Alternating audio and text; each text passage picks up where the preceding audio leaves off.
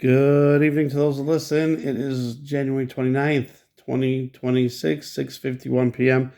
And here's some possible and some pretty sure Bible changes in 2nd Chronicles 13, Hebrews 2, Psalm 68, and Romans 7.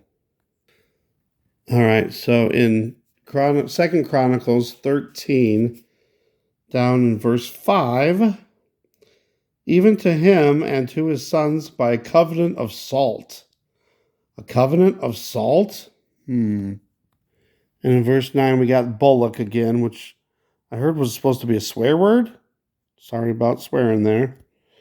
And then over down in verse 12, and behold, God himself is with us for our captain.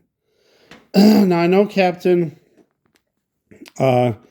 was a word that was in the Bible, so it might not be a change, but some of the ways that captain is used, because captain is supposed to be like the leader or whatever of a ship, a boat. And God is not a captain of a boat. Here's one I thought was crazy. Verse 13, but Jeroboam caused an ambushment. Ambushment caused, there was an ambush. Ambushment? And then it's repeated, so they were before Judah, and the ambushment was behind them.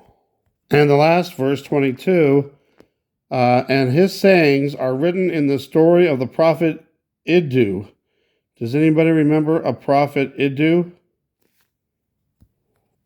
And this is just because I saw it recently, and I put this in there. I just happened to see this.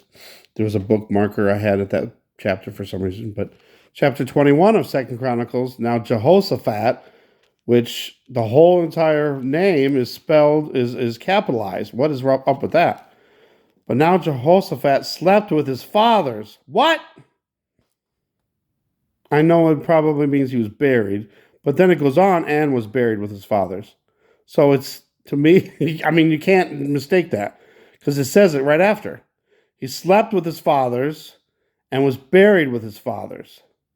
So why would it say slept with his fathers? You know what it sounds like. Come on. All right, now we're in Hebrews chapter 2, verse 6. What is man that thou art mindful of him? Or the son of man that thou visitest? Can't even pronounce it. So that seems like bad grammar. And then thou madest him a little lower than the angels. So it sounds like God made Jesus lower than the angels. So then I was like, well, maybe it's talking something about something else. But then it's repeated and confirmed in verse 9. But we see Jesus, who was made a little lower than the angels. I did not know that Jesus was lower than the angels. And verse 17, wherefore in all things it behooved him. Maybe, to me, I thought that had to be a change because behooved, it doesn't seem right. But it's definitely a grammar thing too. Behooved him. Well, no, not the grammar. I guess it's just, I don't know, it just doesn't sound right to me. Couple things in Psalm 68, verse 4. Extol him that rideth upon the heavens by his name Jah. Jah? Wouldn't it be Yah with a Y? And then I also noticed, I put it over here, it says cut off. Because if you look, the letters start getting cut off a little bit. I thought that was kind of strange. Not that that's a change or anything, but it's just on this page only. I checked other pages, no.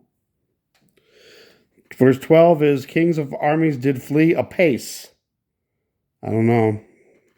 It don't sound right to me. And verse 19, blessed be the Lord who daily loadeth us with benefits. Sounds like he's loading up an EBT card, the food stamp card. Blessed be the Lord who daily loadeth us with benefits. I don't know, it just don't sound right. Oh, and then in verse 35, God turns terrible. Oh God, thou art terrible out of thy holy places.